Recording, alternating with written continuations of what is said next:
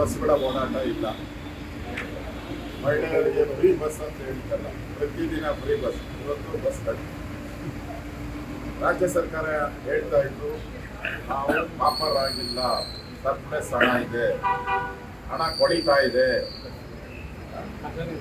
ಖಜಾನೆ ತುಂಬಿ ಆಚೆ ಹೋಗ್ತಾ ಇದೆ, ನಮ್ ಖರ್ಚು ಮಾಡಕ್ಕೆ ದಾರಿ ಇಲ್ಲ ಅಂತ ಸಿದ್ದರಾಮಯ್ಯನವರು ಪದೇ ಪದೇ ಹೇಳ್ತಾ ಇದ್ದಾರೆ. ಸಿದ್ದರಾಮಯ್ಯನವರೇ, ನಾವು ನಮ್ಮ ಸರ್ಕಾರ ಇದ್ದಾಗ ಯಡಿಯೂರಪ್ಪನವರು ಮುಖ್ಯಮಂತ್ರಿ ಇದ್ದಾಗ 15% ಹೈಕ್ ಮಾಡಿದ್ರು. 15 ಒಂದೇ ಸರಿ. ಆ ಕಾಲದಲ್ಲಿ 10-12 ವರ್ಷದ ಹಿಂದೆ 470 ಕೋಟಿ ಕೊಟ್ಟಿದ್ರು. ಇವತ್ತು ಅದ್ರ ಲೆಕ್ಕ ಹಾಕಿದ್ರೆ 1200 ಕೋಟಿ ಅಂತ.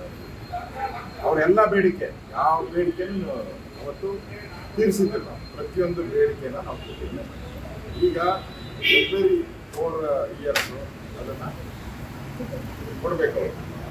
ಕೋವಿಡ್ ಸಂದರ್ಭದಲ್ಲಿ ಅವ್ರು ಹೇಳ್ತಾರೆ ಕೋವಿಡ್ ಸಂದರ್ಭ ಕೊಟ್ಟಿಲ್ಲ. ನಾವು ಕೊಟ್ಟಿಲ್ಲ ಅಲ್ಲ ರೀ, ಸಂಬಳನೇ ಕೊಟ್ಟಿಲ್ಲ. ಬೇರೆ ರಾಜ್ಯದವರು ನೌಕರರು ಸಂಬಳನೇ ಕೊಟ್ಟಿಲ್ಲ, ನಾವು ಸಂಬಳ ಕೊಟ್ಟಿದ್ರಿ.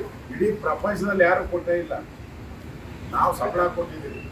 ಹೈಕ್ ಏನಿತ್ತು ಅದನ್ನ ಕೋವಿಡ್ ಸಂದರ್ಭದಲ್ಲಿ ಇಡೀ ಪ್ರಪಂಚದಲ್ಲಿ ಯಾರು ಕೊಟ್ಟಿಲ್ಲ, ನಾವು ಕೊಟ್ಟಿಲ್ಲ. ಅದನ್ನೇ ದೊಡ್ಡದಾಗಿ ಹೇಳ್ತಾ ಇದ್ದಾರೆ. ಕೋವಿಡ್ ಸಂಬಂಧ ಕೊಟ್ಟಿಲ್ಲ, ಅದಕ್ಕೆ ಏನು ಸಂಬಂಧ ಇದೆ? 4 ವರ್ಷಕ್ಕೆ ಸರಿ ಕೊಡಬೇಕು, ಕೊಟ್ಬಿಡಿ.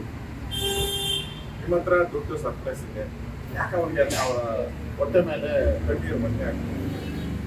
ಈಗ ರಾಜ್ಯ ಸರ್ಕಾರಿ ನೌಕರರಿಗೆ ಕೊಟ್ಟಿಲ್ಲ, ಅವರು ರಾಜ್ಯ ಕಷ್ಟ ಬಿಡ್ತಾರೆ. ಕೊಡಿ. ನಾವು ಅವರ ನ್ಯಾಯಯುತವಾದಂಥ ಬೇಡಿಕೆಗೆ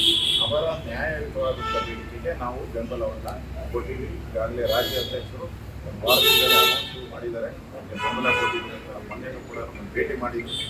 ನಾವು ಸಾರ್ವಜನಿಕರಿಗೆ ತೊಂದರೆ ಆಗಬಾರ್ದು. ಕೂಡಲೇ ಸರ್ಕಾರ ಮುಖ್ಯಮಂತ್ರಿ ನಿದ್ದೆ ಮಾಡೋದು ಬಿಟ್ಟು, ಸೋಮಾರಿತನ ಬಿಟ್ಟು ಅವ್ರನ್ನ ಕರೆದು ಇಮಿಡಿಯೇಟಾಗಿ ಪ್ರಾಬ್ಲಮ್ ಸಾಲ್ವ್ ಮಾಡಿ.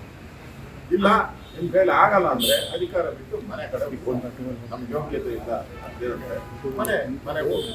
ಇಲ್ಲ ಅಂದ್ರೆ ಸಾರ್ವಜನಿಕರಿಗೆ ತೊಂದರೆ ಕೊಡೋಕ್ಕೋಸ್ಕರ ಜ್ಞಾನ ಇಲ್ವ ಅದಕ್ಕೆ? ಒಂದು ವಾರದಿಂದ ಏನು ಮಾಡ್ತಾ ಇದ್ದೀವಿ?